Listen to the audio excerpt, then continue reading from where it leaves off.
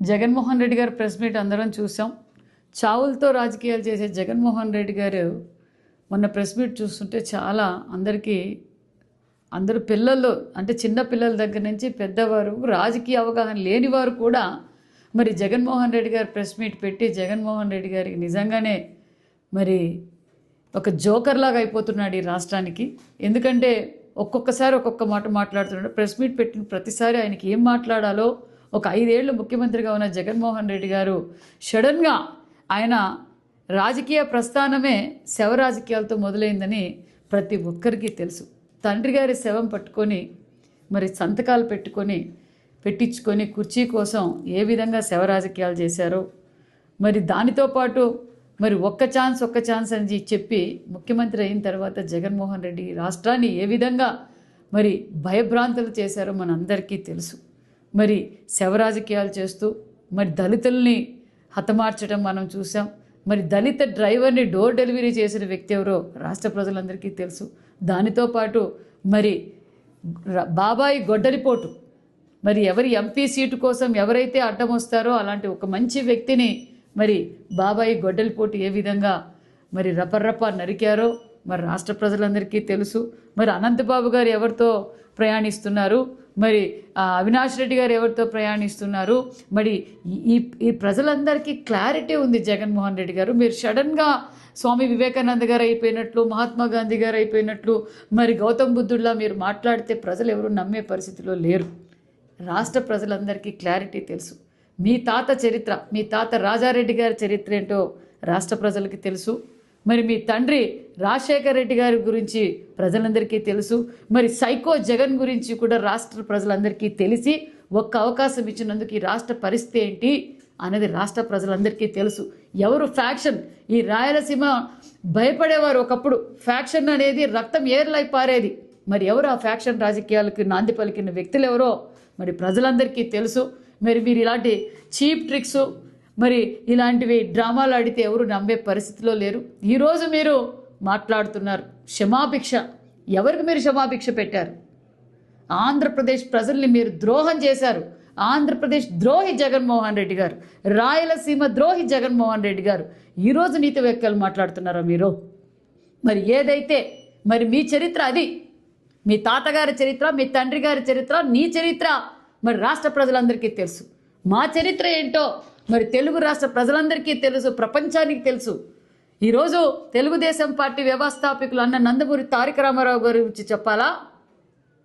మరి visionary leader Manyashri ముఖ్యమంత్రి చంద్రబాబు నాయుడు గారి గురించి చెప్పాలా? మరి ఈరోజు ఈ రాయలసీమలో ఫ్యాక్షన్ అనే పదాన్ని నిర్మూలించిన వ్యక్తి చంద్రబాబు నాయుడు గారు.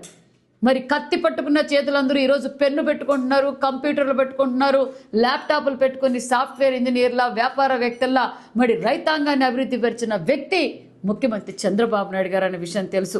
రాయలసీమలో ఫ్యాక్షన్ నిర్మూలించి ఈరోజు పరిశ్రమలు కావచ్చు, ఈరోజు రాయలసీమ ఏ విధంగా అభివృద్ధి జరుగుతుందో రాష్ట్ర ప్రజలందరికీ తెలుసు.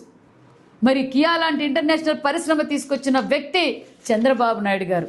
దానితో పాటు మరి ఈరోజు ఈ అతి తక్కువ కాలంలోనే మరి ఈరోజు మరి ఏరోస్పేస్ కంపెనీ తీసుకురావడం తెలుసు, మరి బుల్లెట్ కంపెనీని తీసుకురావడం తెలుసు, మరి డ్రోన్ హబ్గా తీసుకురావడం తెలుసు. మరి ఈ ప్రాంతాన్ని డ్రోన్ హబ్గా, ఇండస్ట్రియల్ హబ్గా, టూరిజం హబ్గా, సోలార్ హబ్గా, ఈరోజు హార్టికల్చర్ హబ్గా, రాయలసీమ హార్టికల్ హబ్గా ఈరోజు మనం మారుస్తున్నాం. ఒక పక్క ఇరిగేషన్ ప్రాజెక్టులు జరుగుతున్నాయి. మరి దీనికి జవాబు ఎక్కడ? ఒక పక్క సూపర్ 6 పథకాలతో పాటు ప్రాంతాలకి మతాలకు అతీతంగా ఈరోజు మరి మన ఆంధ్రప్రదేశ్ అభివృద్ధి బాటలో పరుగులు పెడుతుందన్న విషయం రాష్ట్ర ప్రజలందరికీ తెలుసు. ఈరోజు మీరు మాట్లాడుతున్నారా? మీరు మా యువగల అధినేత నారా లోకేష్ బాబు గురించి మాట్లాడతారా? జగన్ రెడ్డి గారు నారా లోకేష్ బాబు గారితో మాట్లాడి ఆయనని విమర్శించే అర్హతే మీకు లేదు. ఎందుకంటే ఈరోజు అతి తక్కువ కాలంలోనే ఈరోజు రాష్ట్రాన్ని అభివృద్ధి బాటలో పరుగులు పెడుతున్న అలాంటి వ్యక్తి, కీలకమైన వ్యక్తి మరి నారా లోకేష్ బాబు గారు అనే విషయం తెలుసు. ఈరోజు భారతదేశంలోనే ఎక్కువగా పెట్టుబడులు తెచ్చిన రాష్ట్రం ఏది అంటే మన యువగల అధినేత నారా లోకేష్ బాబు గారు అన్న విషయం తెలుసు. ఎక్కడ చూసినా పరిశ్రమలు, ఏదైతే మేము మాట చెప్పామో 20 లక్షల ఉద్యోగాలు అన్నామో మరి 20 లక్షల ఉద్యోగాలు రూపకల్పన చేసే వ్యక్తి మన యువగల అధినేత నారా లోకేష్ బాబు గారు. మరి మీ తాత చరిత్ర, మీ తండ్రి చరిత్ర, మీ చరిత్ర రాష్ట్ర ప్రజలకు తెలుసు. ఈరోజు మా చరిత్ర ఏంటి?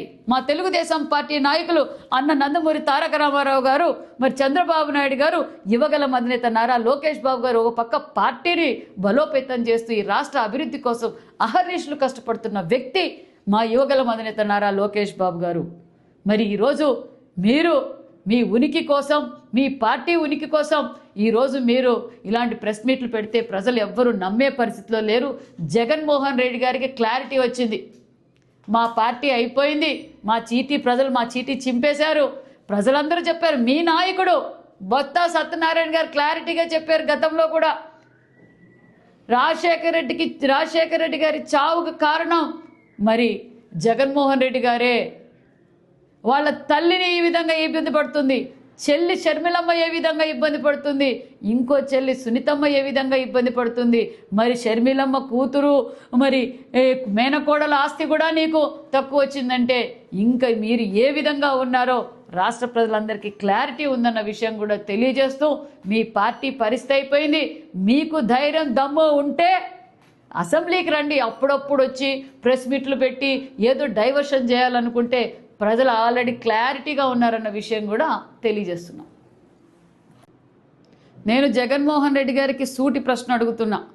గతంలో వాళ్ళ తాతగారు ఈ రాయలసీమకి ఏం చేశారు, వారి తండ్రి అయిన రాజశేఖర రెడ్డి గారు ఏం చేశారు, మీరు కూడా 5 సంవత్సరాలు ముఖ్యమంత్రిగా మరి 151 నేను రాయలసీమ బిడ్డగా అన్నారు కదా. మీరు ఏం చేశారంటే రక్తం ఏర్లై పారేశారు, బడుగిన వర్గాలను హతమార్చారు. ఇది మీ అభివృద్ధి. సొంత జిల్లాలో అన్నమయ్య డ్యామ్ కొట్టుకుపోతే కూడా మీరు పట్టించుకోలేదు జగన్మోహన్ రెడ్డి గారు. ఈ రాయలసీమకు మీరు ఏం చేశారో ఒక్కసారి మీరు ఆలోచించండి. మీ పులివెందులకు ఏం చేశారో ఒక్కసారి ఏదన్నా ఉంటే చెప్తే మేము వింటాం. మరి మేమేం చేశామో గర్వంగా మేము చెప్పుకుంటాం. అన్న నందమూరి తారక రామారావు గారు ఏం చేశారు, మరి నారా చంద్రబాబు నాయుడు గారు ఏం చేశారు, మా యువగల అధినేత నారా లోకేష్ బాబు గారు మరి రాయలసీమకు ఏం చేశారో, ఈ రాష్ట్రానికి ఏం చేశారో రాష్ట్ర ప్రజలందరికీ తెలుసు. మరి ఈ అతి తక్కువ కాలంలోనే మరి మేము 22 సంవత్సరాల్లో మరి ఈ రాయలసీమకి ఏం చేశామో చర్చించడానికి సిద్ధమే. అభివృద్ధిలో ఈరోజు రాష్ట్ర ప్రజలందరూ చూస్తున్నారు. ప్రాంతాలకు అతీతంగా, మతాలకు అతీతంగా ఈరోజు అభివృద్ధి ధ్యేయంగా పనిచేస్తుంది. మీరు ఫ్యాక్షన్ ఎంకరేజ్ చేస్తే మా విజనరీ లీడర్ మాగ్నేసి ముఖ్యమంత్రి చంద్రబాబు నాయుడు గారు ప్రతి ఒక్కరి ఫ్యాక్షన్ని నిర్మూలించి ఈరోజు ప్రతి ఒక్క ఇంటి నుంచి ఒక సాఫ్ట్వేర్ ఇంజనీర్ని తయారు చేశారు, ఒక ఎంటర్ప్రైనర్ని తయారు చేశారు, ఒక వ్యవసాయాన్ని ఎంకరేజ్ చేస్తూ వారికి కావాల్సిన అభివృద్ధి కార్యక్రమాలు చేసిన వ్యక్తి ముఖ్యమంత్రి చంద్రబాబు నాయుడు గారు. మరి కియా పరిశ్రమ తీసుకొచ్చింది చంద్రబాబు నాయుడు గారు కాదా అనే విషయాన్ని కూడా మిమ్మల్ని అడుగుతున్నాం. మరి అంతేకాకుండా మరి ఈరోజు తెలుగు రాష్ట్రాల్లో మరి అతిపెద్ద పరిశ్రమలు ఉన్నాయంటే విజనరీ లీడర్ మాన్యశ్రీ ముఖ్యమంత్రి చంద్రబాబు నాయుడు గారు. మరి ఈ అతి తక్కువ కాలంలోనే మరి ఒక రాయలసీమ ప్రాంతానికే చూసుకుందాం, రాష్ట్రమంతా అభివృద్ధి జరుగుతుంది. ఒక రాయలసీమలోనే చూసుకుందాం, మరి రాయలసీమలో ఉన్న ప్రతి జిల్లాలోనూ పరిశ్రమలు ఏర్పాటు చేశాం. మరి అప్పుడు కియా తీసుకొచ్చాం, ఇప్పుడు మరి ఏరోఫోర్స్ తీసుకొచ్చాం, మరి దాంతోపాటు మరి బుల్లెట్ కంపెనీని తీసుకొచ్చాం, డ్రోన్ హబ్ని తీసుకొచ్చాం, దానితోపాటు సోలార్ హబ్ ఈరోజు ప్రతి నియోజకవర్గంలోనూ మరి సోలార్ హబ్బులు, మరి రిన్యూవబుల్ ఎనర్జీలు ఏర్పాటు చేశాం. దానితో పాటు MSME పార్కులు ఏర్పాటు చేశాం, JSW మరి ఈరోజు పనులు జరుగుతున్నాయి. మరి రాయలసీమ హార్టికల్చర్ హబ్బుగా మరి మేము ప్రకటించాం. మరి రాయలసీమ హార్టికల్చర్ హబ్బు వల్ల మరి రైతాంగం ఏ విధంగా అభివృద్ధి జరుగుతుందో రాష్ట్ర ప్రజలందరికీ తెలుసు. మరి దానితో పాటు ఈరోజు తాగునీరు, సాగునీరు ఇచ్చిన ఘనత మాన్యశ్రీ ముఖ్యమంత్రి చంద్రబాబు నాయుడు గారు అనే విషయం కూడా తెలుసు.